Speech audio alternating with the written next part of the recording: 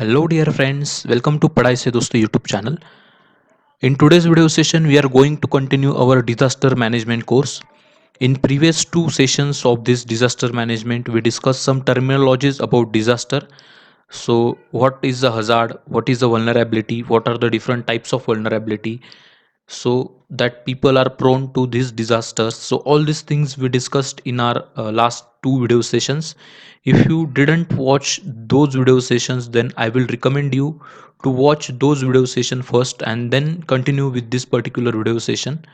In today's video session, friends, we will discuss about the again some definitions, some major prospects of disaster management. Okay, so this is a course content of our disaster management course. So here you can able to see the overview and some definition, major disasters, and in detail analysis of all the disaster and many more. So here is the targeted audience of our course. So all the UPSC aspirants, all the disaster management students or the state PCS students who have this disaster management as one of their course or one of their subject in their specialization course, so they all are the targeted audience over here. So let's discuss about different terminologies in disaster management. So the capacity, so what is this capacity? So it is defined as the combination of all strength, attributes and resources available within an organization, community or a society to manage or reduce the disaster risk and strengthen the resilience. So friends, it is a very important concept.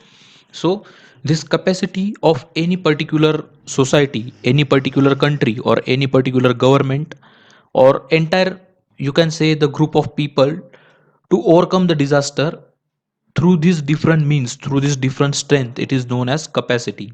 Okay, so it is a combination of which strengths that given over here. So it is a contribution of all the strengths, attributes and resources whatever available within the organization, within the community or society to manage or reduce the disaster risk and strengthen the disaster resilience. Okay, यहाँ पे क्या है दोस्तों, simple सी बात है कि कोई भी समुदाय, कोई भी कम्युनिटी या कोई भी ऑर्गेनाइजेशन, कोई भी डिजास्टर आता है तो उसके सामने खड़े रहने के लिए कितनी मजबूत है, बराबर, उसके पास अच्छा इंफ्रास्ट्रक्चर है कि नहीं, अच्छी नॉलेज है कि नहीं, अच्छा मैनेजमेंट है कि नहीं डिजास्टर को टैकल करने के लिए, या उनके पास इनफ रिसोर्सेस है क्या उस डिजास्टर को वो टैकल कर सकते हैं इतने। तो ये सारी चीज़ें कैपेसिटी के अंदर देखी जाती है। या उनके पास ऐसे ट्रेंड पर्सनल है क्या कि वो डिजास्टर को, जो उसकी रिस्क है उसको मिटिगेट करने में हेल्प कर सकते हैं। तो ये सारी चीज़ें कैपेसिटी के अंदर हम कंसिडर करते हैं। सो दिस कैपेसिटी में include infrastructure, institutions, human knowledge and skills, as well as the collective attributes like social relationship, leadership and management. तो देखो दोस्तों, कोई भी नैसर्गिक या मानव निर्मित आपदा आती है तो इन सारी घटनाओं का हमें जिक्र करना होता है या इनको ध्यान में रखते हुए कोई प्लानिंग करनी होती है, कैसे उस आपदा से हम निपट सकते हैं। तो हमारे पास अच्छा इंफ्रास्ट्रक्चर है क्या, अच्छी इंस्टीट्यूशन, जैसे कि हमारे पास देखो national disaster management authority NDMA, ये हमारे पास है। उसके बाद SDMA, state disaster management authority, जो स्टेट लेवल पे डिजास्टर को मैनेज करने का काम करती है। उसके बाद DDMA, district level disaster management authority. तो इस तरीके के अलग अलग इंस्टीट्यूशंस हैं इंडिया में जो कि डिजास्टर को मैनेज करने के लिए काम करते हैं। उसके बाद जो CSIR, हमारा जो central science and research institute है, उसके अंडर अलग अलग हमारे लैब्स है जहाँ पर हम डिजास्टर के रिलेटेड स्टडी करते हैं। तो ऐसे इंस्टीट्यूशन है क्या जो डिजास्टर की जो तीव्रता है उसको कम करने की कैपेसिटी रखते हैं, तो ये भी यहाँ पे कंसिडर किया जाता है। उसके बाद human knowledge and skills to tackle the disaster, this is also very important parameter of this disaster recover और the resilience capacity we can say. And the collective attributes like social relationship, leadership and management. देखो, society में सभी लोगों के बीच एक के भाव होना भी बहुत ज़्यादा इंपॉर्टेंट है, क्योंकि अगर सोशल रिलेशनशिप अच्छी है, वो स्ट्रांग है, लोग एक दूसरे का एक सम्मान करते, एक दूसरे की मदद करते, तो डिज़ास्टर से ओवरकम करने में ज़्यादा तकलीफ नहीं होती। लेकिन लोग सोसाइटी में बहुत ज़्यादा क्लासिफिकेशन है या कोई जाति पाति है, बहुत ज़्यादा, मतलब एक डिस्ट्रीब्यूटेड सोसाइटी है, उसमें बहुत ज़्यादा डिविजन्स है।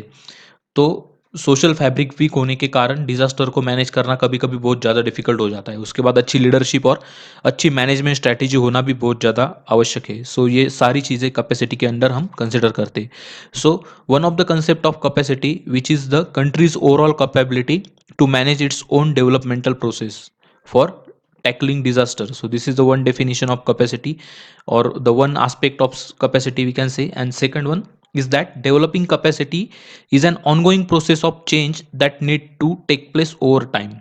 ओके, तो ये जो कैपेसिटी बिल्डिंग हमें करनी है किसी डिजास्टर्स के अगेन, वो एक रात में हम ऐसा नहीं कि कोई इक्विपमेंट खरीद लिया हमने तो हमारे पास वो कैपेसिटी आ गई, या अच्छा इंफ्रास्ट्रक्चर डेवलप कर लिया तो कैपेसिटी आ गई।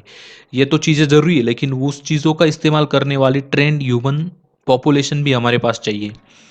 जो भी अवेयरनेस होता है, सपोज कोई भूकंप आता है, अर्थक्वेक आता है, तो किस तरीके से उसको टैकल करना है, कौन से प्रिकॉशनरी मेजर्स लेने हैं, इसके बारे में लोगों को पता होना चाहिए। नहीं तो कैपेसिटी है हमारे पास वो साधन है जिससे हम बच सकते हैं, लेकिन वो इस्तेमाल कैसे करते हैं यही हमें पता नहीं, तो उस कैपेसिटी का होकर भी कोई फायदा नहीं होता।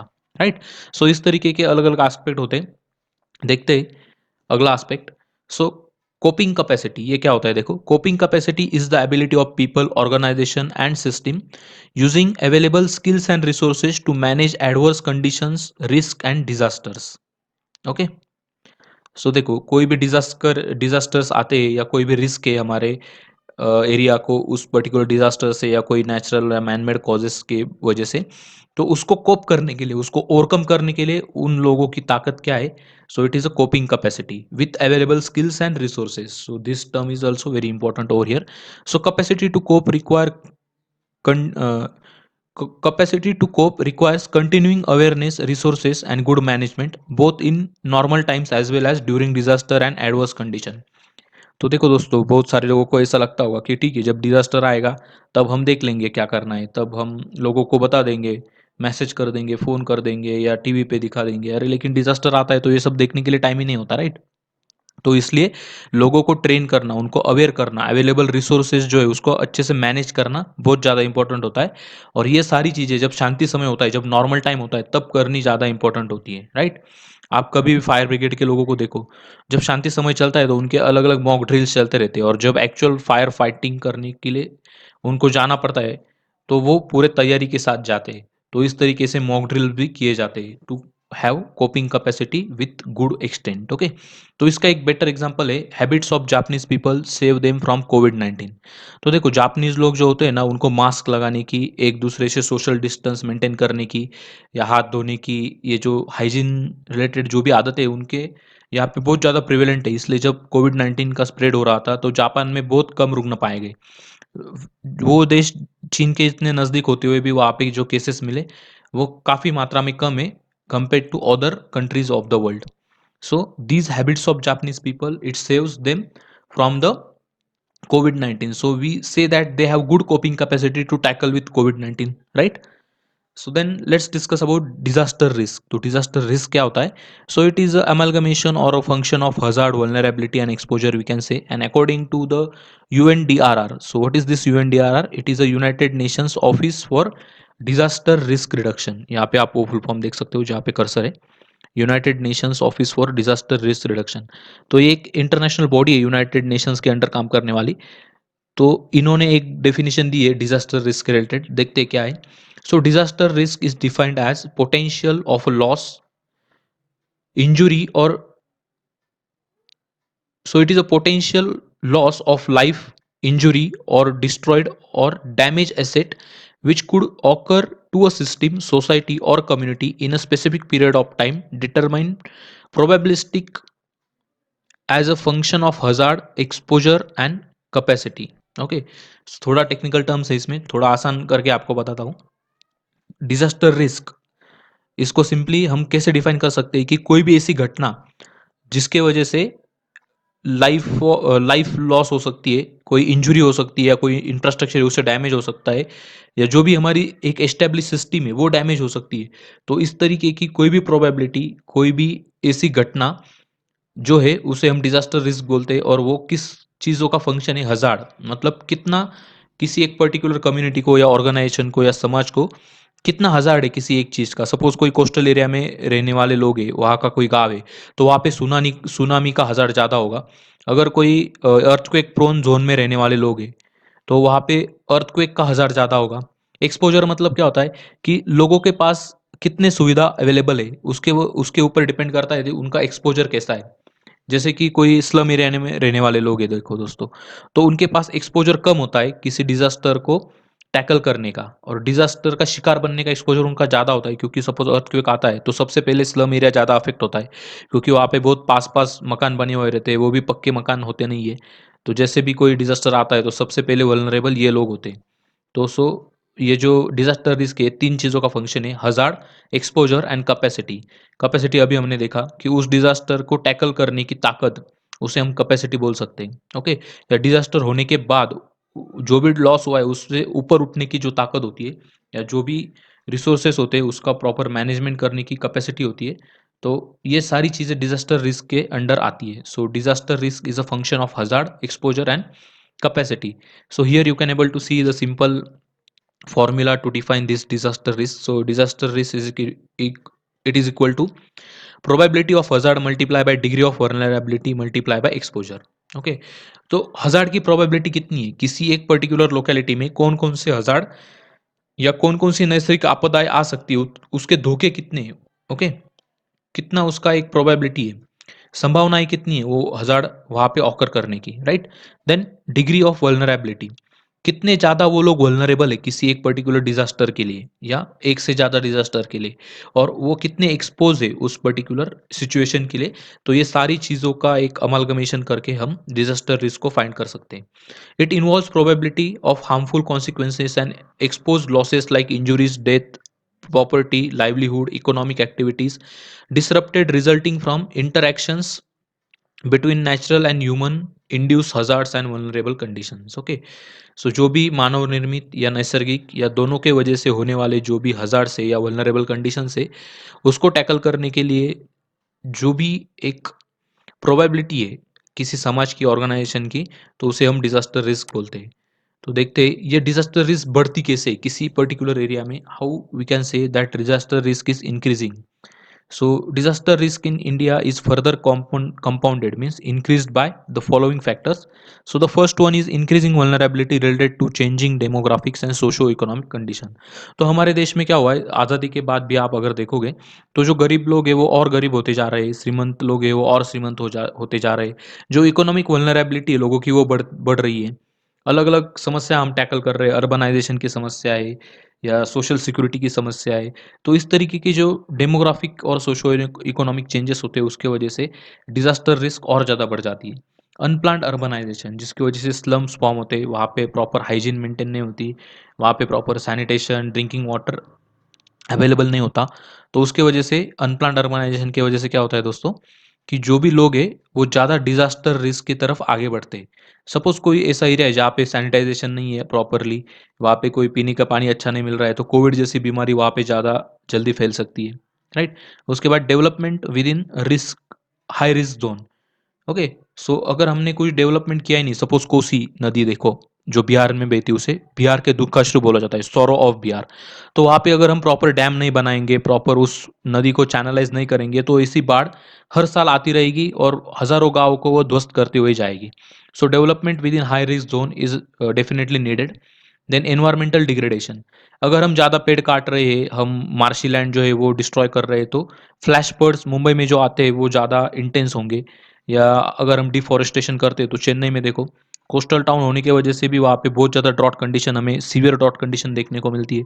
सो this environmental consequences are the result of environmental degradation. Okay, उसके बाद है climate change. So climate change has an number of consequences which are increasing this disaster risk in different parts of the country. Okay, then we have geological hazards, different geological hazards also we have, okay, which is related to sub earth movement, which is internal movements as well as the external movement of the earth. So they are depend on these different geological processes. Then we have epidemic and pandemic like this COVID-19, swine flu, cholera, okay, AIDS. So all these things, they increase the disaster risk of any particular society, organization, or the country. So clearly all these parameters, they contribute to the situation where disaster seriously threaten India's economy, its population, and sustainable development. So these are the factors which increase the disaster risk. So guys, let's have a discussion on how we can deal with this disaster risk. So there are four priority areas. By focusing on these four priority areas, we can able to tackle or deal with the disaster risk. So the very first one is risk acceptance. So understanding the disaster risk and accepting possible consequences and likelihood of the particular risk, ये बहुत ज़्यादा important है दोस्तों, कि हमें पहले खुद को एक्सेप्ट करना होगा, खुद को बताना होगा कि यार हमें ये इस चीज़ के वजह से कोई रिस्क है, हमारे लाइफ को, हमारे प्रॉपर्टी को, हमारे समाज को या हमारे देश को, हमारे गांव को, इस तरीके की कोई रिस्क है इस यू मैन मेड और नेचुरल कॉजेस की वजह से, तो हमें एक्सेप्ट करना होगा, yes we are prone to the disaster risk because of this reasons, okay. So this is known as risk acceptance. उसके बाद होता है रिस्क अवॉइडेंस। तो हमने मान लिया कि ठीक है या इस चीज़ के वजह से हमें कोई रिस्क है, तो उसको अवॉइड कैसे करना है, तो उसके लिए हमें कैपेसिटी बिल्डिंग करनी है। We have to strengthen disaster risk governance to manage disaster risk, to avoid involvement in activities leading to risk realisation, okay. तो इस तरीके को हमें और ज़्यादा बूस्ट करना चाहिए, कैपेसिटी बिल्डिंग करनी चाहिए ताकि हम डिजास्टर को अवॉइड कर सके। उसके बाद डिजास्टर रिडक्शन, जब हम ये कैपेसिटी बिल्ड करते हैं ना, तो जो भी डिजास्टर आता है वो कितना भी भयानक हो, तो उसकी तीव्रता को कम करने का हमारे पास एक साधन होता है। So this is the third priority, that is risk reduction, okay. So investing in disaster risk reduction for resilience by applying appropriate techniques to reduce the livelihood of risk occurrence and its consequences, okay।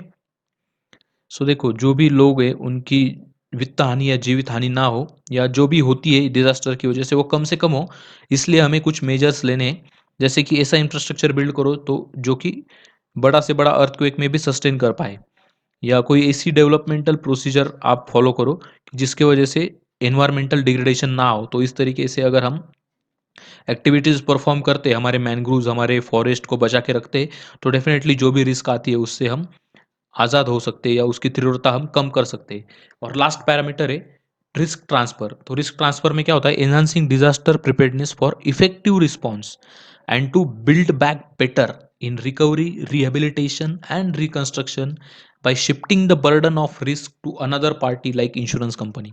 तो देखो दोस्तों, बहुत सारे लोग अलग अलग insurance करवा लेते हैं, क्योंकि हमें पता है कि डिजास्टर ऐसी चीज़ है वो बता के आती नहीं है, right. It is a suddenly happens, it suddenly happens, okay.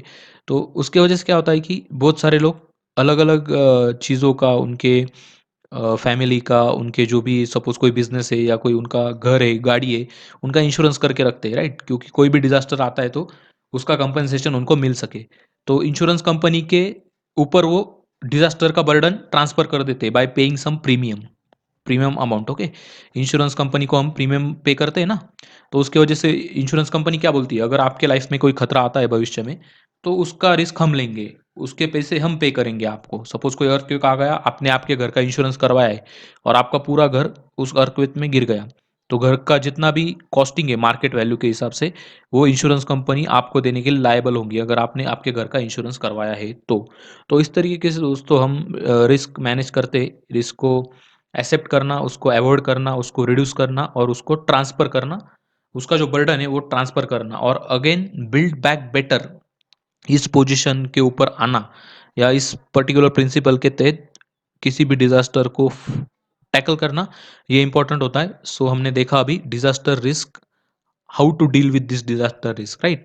Then let's discuss about disaster reduction, disaster risk reduction.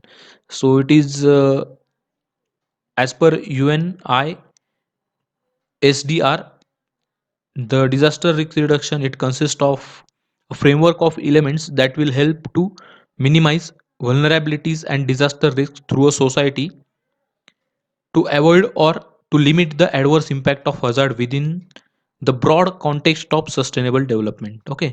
तो दोस्तों देखो, ये डिजास्टर रिस्क रिडक्शन ये एक बहुत लेंदी प्रोसेस है, बहुत हमें अच्छे से प्लान करके ये सारी चीज़ें मैनेज करनी होती है। कोई भी डिज़ास्टर आया और उसको हमने सडनली कोई मेजर लिया और उसको उसकी जो इंटेंसिटी उसको रिड्यूस किया, ऐसा होता नहीं है। हमें बहुत सारे इंफ्रास्ट्रक्चर को, बहुत सारी सस्टेनेबल प्रैक्टिसेस को फॉलो करना होता है ताकि भविष्य में कोई भी डिज़ास्टर आता है तो हम उसे अच्छे से टैकल कर सकते हैं, ओके। तो ये डिज़ास्टर रिस्क रिडक्शन बहुत ज़्यादा इंपॉर्टेंट है दोस्तों। ये हमने देखा किस तरीके से हम कैपेसिटी बिल्डिंग कर सकते हैं, किस तरीके से मतलब एक डिज़ास्टर रिस्क को डील कर सकते हैं, ये चीज़ें हमने देखी। और डिज़ास्टर रिस्क रिडक्शन के बारे में यूएनआई एसडीआर का ये जो स्टेटमेंट है, ये हमने देखा कि ऐसा हमारे पास फ्रेमवर्क होना चाहिए, ऐसी कोई पॉलिसी होनी चाहिए कि जिसके वजह से डिज़ास्टर की वल्नरेबिलिटी और डिज़ास्टर रिस्क को हम मिनिमाइज कर सकते हैं through active participation of society the people to avoid और to limit the adverse impact of hazards within a broad context of sustainable development. देखो दोस्तों, अगर जो भी हम लाइफ में अचीव करते हैं वो सस्टेनेबल तरीके से करते हैं, सपोज हम कोई इंडस्ट्री खड़ी कर रहे हैं या कोई नई गांव वसाहत खड़ी कर रहे हैं, तो अगर वहाँ पे सस्टेनेबल प्रैक्टिसेस को हम फॉलो करते, इन्वायरमेंट का बैलेंस हम प्रॉपरली मेंटेन करके रखते हैं, तो डेफिनेटली जो भी कोई डिजास्टर आता है उसकी रिस्क मिनिमम हो सकती है।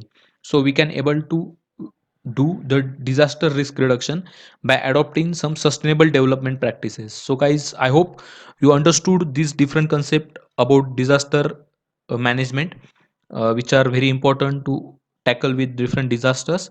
See you soon in our next session. So thank you guys and have a great day.